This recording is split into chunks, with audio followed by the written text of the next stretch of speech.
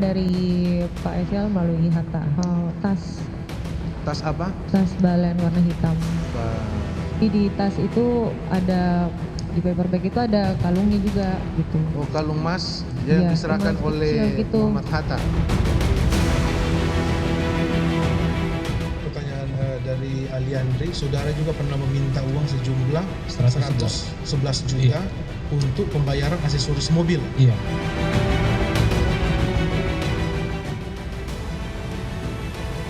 Magang kok bisa dapat uang, waktu itu gimana ceritanya? Saya juga nggak tanya Pak, karena saya kira emang Saksi mendapat Sudah info gaji dari saya. siapa ada uang?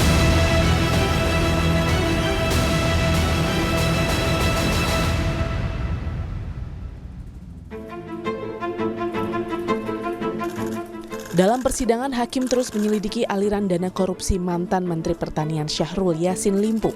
Keterangan di persidangan menunjukkan adanya dugaan aliran dana hasil korupsi yang masuk ke kantong cucu SYL hingga biduan yang dekat dengan mantan politisi Nasdem tersebut. Dari kesaksian biduan Nayunda Nabila, di persidangan terungkap Nabila mendapat sejumlah kemewahan dari ex-mentan SYL. Seperti honor bernyanyi sebesar 25 hingga 30 juta rupiah, hingga gaji sebagai pegawai honorer dalam setahun sebesar 45 juta, padahal ia hanya masuk kerja 2 hari. Nayunda juga menyebut dirinya mendapat tas mewah hingga kalung emas dari SYL. Balen juga Pak. Pernah diberikan barang saudara oleh Hatta? Iya pernah. Muhammad Hatta? Iya. Barang apa? Tas Tas apa? tas balen warna hitam. Tas. Pak Hatta sendiri yang kasih ke saudara? Dia enggak, ini pemberian dari siapa atau Iya. pribadi dia? Pemberian dari Pak SL melalui Hatta. Itu jadi sekalian yang mulia. Jadi di tas itu ada, di paper bag itu ada kalungnya juga gitu. Oh, kalung emas yang Iya, diserahkan emas oleh kecil gitu. Muhammad Hatta. Iya. Tak hanya biduan, anak-anak hingga cucu SYL diduga menikmati aliran dana korupsi SYL di Kementan. Salah satu anak SYL, Kemal Redindo, dalam persidangan mengaku meminta dana pembelian aksesoris mobil senilai 111 juta rupiah. Tak hanya itu, ia juga diduga mendapat uang untuk melakukan renovasi kamar sebesar 200 juta rupiah, termasuk cicilan Alphard 43 juta rupiah selama 10 bulan. Tidak hanya ke anak, cucu SYL juga diduga menerima aliran dana korupsi SYL di Kementan, hingga kemudahan untuk diangkat menjadi tenaga ahli hukum di Kementan dengan honor 10 juta rupiah dan mendapat mobil dinas. Bahkan biaya untuk hitanan dan ulang tahun cucu SYL diduga juga didapat dari aliran dana korupsi SYL di Kementan. Magang kok bisa dapat uang, waktu itu gimana ceritanya? saya juga nggak tanya Pak, karena saya kira emang Saksi mendapat Sudah info gaji dari saya. siapa ada uang masuk? kayaknya dari Rini. Rini, ya apa yang disampaikan Rini? Nah, Kak, ini gajinya udah masuk. Gajinya, kan saksi gaji, saksi juga tadi sebut ada SK kan gitu, Ada Pak? ya kan? Nah, saksi kan membaca SK itu SK apa? SK magang atau SK tenaga ahli? Saya tidak baca Pak. Selain kepada keluarga, aliran uang SYL juga diduga mengalir ke Partai Nasdem. Mantan staf khusus Mentan Syahrul Yassin Limpo yang juga wakil bendahara umum Partai Nasdem, Joyce Triatman, mengaku diarahkan SYL untuk menggunakan uang 850 juta rupiah untuk keperluan acara penyerahan formulir bakal calon legislatif Partai Nasdem ke KPU. Dan ulang bahwa 850 juta yang memang pada saat sudah tersedia uang tersebut sesuai dengan arahan Pak Menteri itu harus digunakan untuk pembiayaan acara keberlangsungan penyerahan formulir Bacalek DPR RI ke gedung KPU. Mantan Menteri Pertanian SYL didakwa jaksa menerima uang gratifikasi dan korupsi hingga sebesar 44,5 miliar rupiah. Uang sebesar ini diduga hasil dari memerah sejumlah pejabat eselon 1 di Kementan untuk keperluan pribadi SYL. Tim Liputan Kompas TV.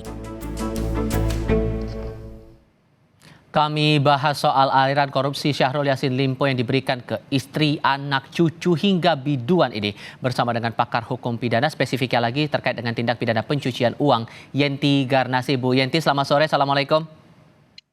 Selamat sore, Waalaikumsalam. Terima kasih sebelumnya sudah hadir dalam diskusi kami kali ini. Menyimak kasih. proses sidang dalam waktu ke waktu, banyak fakta terungkap, pemberian uang ke sana sini, ke anggota keluarga, bahkan sampai ke biduan. Ini Anda membacanya pola macam apa ini, Bu? Hal yang lumrah kah? Ya, hal yang mengagetkan ya, dan mungkin ya ini korupsi yang mungkin bukan paling besar di kementerian, tapi membukanya semua ini ya, buka-bukaan semua ini kan sangat sangat menyedihkan ya, sangat apa ya, sangat kok sebegitunya gitu ya. Menteri menyalahgunakan kewenangannya atau bahkan melawan hukum melalui eselon satunya atau eselon 2-nya, dan kemudian mengalir ke keluarganya dengan penggunaan yang sedemikian terang-terangan ya, kita lihat sekarang ini semua itu sangat apa ya, sangat kasat mata bahwa pejabat ini nampak sekali bahwa betul-betul sewenang-wenang, betul-betul menyalahgunakan kewenangannya, melawan hukum, dan kemudian ya ini bentuk-bentuk seperti apa ya, seperti apa, mumpung-mumpung gitu ya, mumpung menjabat sehingga semua kebutuhan rumah tangganya baik istri, anak maupun orang lain termasuk biduannya itu bisa dengan mudahnya dia perintahkan kepada anak buahnya, dan kemudian dari anak buah itu kemudian mengalir. Ini kan menunjukkan bahwa korupsi itu sekaligus kelihatan betul TPPU-nya, tindak pidana pencucian uangnya. Oke, tapi kalau membaca pola aliran dananya ini ada hal yang keliru. Bagian kelirunya di bagian mana yang Anda concern di situ? Begini, kalau dari kita mengikuti pengadilannya lah ya, kan itu kan kita lihat ya, walaupun tidak seluruhnya, tapi kan sudah tampak ya bahwa orang-orang yang menerima ini kan tidak langsung dari Pak Menteri, ya kan? Yang diperintahkan juga bukan menterinya langsung memerintahkan, tetapi atau menerima.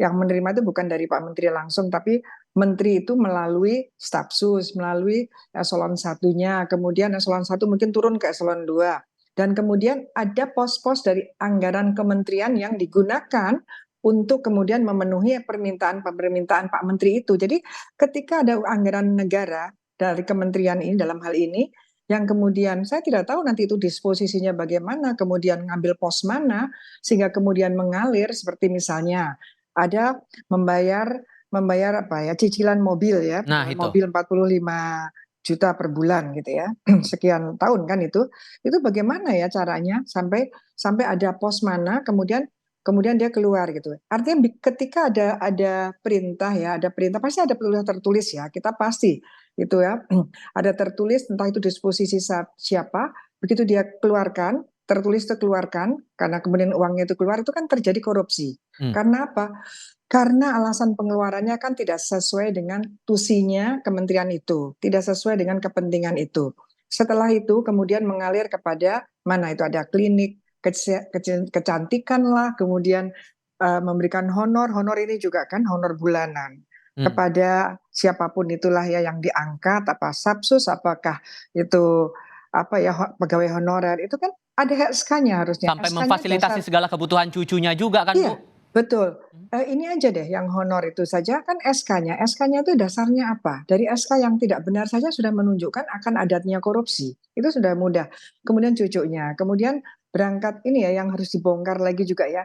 Berangkatnya ke mana? Ke luar negeri. Ke luar negeri termasuk umroh gitu ya. Menggunakan fasilitas negara, uang negara dalam ini kementerian. Kemudian kita kepingin tahu seperti itu mudahnya. Ini karena masuk uang kementerian itu paspornya paspor siapa ya untuk keluarganya ini? Apa bisa paspor umum gitu ya? Terus kemudian uangnya digunakan untuk tiket orang-orang itu. Pasti kan harusnya paspor biru. Atau kan memang mereka ini berangkatnya dengan paspor biru gitu kan? Kalau dengan paspor biru berarti kan ada kementerian lain ini yang ikut-ikut kan, yang bisa melegalkan mengeluarkan paspor biru pada orang-orang yang tidak mempunyai hak untuk dapat paspor itu. Ini juga masalah hak itu tadi berarti kalau mereka ambil contoh yang anak yang meminta uang untuk cicilan mobil itu secara tidak langsung dia bisa dimintai pertanggungjawaban terutama untuk pasal TPPU itu tadi. Iya, TPPU, bahkan saya pikir ya anaknya ini kan yang pegawai negeri itu ya, PNS ya. PNS, dia kan tahu sebetulnya kalau nggak salah tuh PLT kepala dinas atau apa itu ya. Nah itu kan dia tahu dia ASN, dia tahu dia minta kepada bawahan ayahnya, itu kan sebenarnya dia tahu jangan-jangan bukan hanya TPPU-nya, di korupsinya pun bisa jadi ya, karena dia yang meminta kepada orang-orang kementerian. Jadi ini betul-betul kalau kita memang untuk ini momentum agar kementerian-kementerian lain atau lembaga-lembaga lain keluarganya tidak ikut-ikut, itu kan nepotisme ya, kolusi ya. Ini kan yang namanya KKN itu kan begini, korupsi, kolusi dan nepotisme itu menjadi satu rangkaian jadinya kan, dari kolusi di antara mereka, kemudian nepotisme untuk anak-anaknya kan gitu, untuk saudaranya, untuk kerabatnya, menggunakan uang negara. Ini kan sudah memenuhi betul bahwa memang KKN itu membahayakan sekali, yaitu terjadinya korupsi. Nah, setelah korupsi, setelah kita punya rezim anti pencucian uang tahun 2002, maka uang itu mengalir kemanapun itu adalah terjadi tindak pidana pencucian uang, dan yang mengalirkan maupun yang menerima aliran itu adalah pelaku tindak pidana pencucian uang. Yang mengalirkan itu ancaman pidananya maksimum 20 tahun, yang menerima itu adalah ancaman pidananya adalah maksimum 5 tahun. Jadi nanti para penerima-penerima ini yang harusnya betul-betul diseriusi oleh negara sehingga orang itu tidak gampang saja ikut-ikut menerima, dan pada mereka lah nantinya kan akan ditelusuri dan kemudian disita kembali. Itu termasuk biduan yang menerima fasilitas sedemikian rupa ditambah punya jabatan juga, jabatan honorer di kementerian, Bu. Ya, itu harusnya diperiksa, dilihat kan biduan ini, dilihat pendidikannya apa ya kan. Dia kan bisa menyangkal lah bahwa dia tiba-tiba jadi tenaga honorer, masa dia tidak tahu bahwa tenaga honorer itu ada mekanismenya, ada bagaimana dia melamar ataukah dia diminta, kan semua ada SK dan sebagainya. SK itu harusnya dibaca, dan kemudian ketika ada uang masuk karena status dia sebagai honorer itu, kemudian uang itu masuk tiap bulan, dia harusnya sudah bisa patut menduga, karena gini, orang yang menerima hasil kejahatan ini kan hasil korupsi kan akhirnya kan. Orang yang menerima uang hasil korupsi itu tidak harus really to know, tidak harus betul-betul tahu ini hasil kejahatan. Tapi kita semua sudah mengatur internasional juga bahwa orang yang sudah patut menduga saja bisa dikenakan pidana maksimum 5 tahun penjara. Yaitu gini, kan dia bisa mengira ya, dia pantas nggak sih waktu itu diangkat jadi ini, dan kemudian dia tidak pernah masuk, hanya 2 kali tapi tiap bulan menerima. Dia harusnya sudah was-was ya, dia harusnya sudah curiga, ini uang bagaimana, ini tidak sesuai dengan integritas kita, tidak sesuai dengan tanggung jawab dan kewajibannya, tapi dia tetap menerima, dan menerima itu dari kementerian. Seharusnya menurut saya dia bisa dikualifikasikan sudah patut menduga, atau dia sudah tahu ada hal yang tidak biasa yang ditransferkan pada dia. Karena gini, TPPU itu memang kata kuncinya adalah transaksi yang mencurigakan. Jadi pengiriman uang yang mencurigakan, alasannya mencurigakan kan, apalagi ada yang tadinya 4 juta menjadi 10 juta ya, karena ada keberatan minta 10 juta kan, itu kan hal yang aneh gitu, karena ini kan bukan uangnya bapaknya gitu kan, ini uang negara kok semudah itu gitu.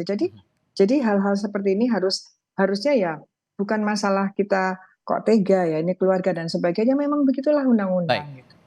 Oke, itu tantangannya, dan fakta-fakta hukum lain juga mungkin bisa jadi terungkap lagi dalam proses sidang berikutnya. Bu Yenti, terima kasih banyak sudah berbagi perspektif bersama kami sore ini. Selamat sore, Ibu. Terima kasih, selamat sore.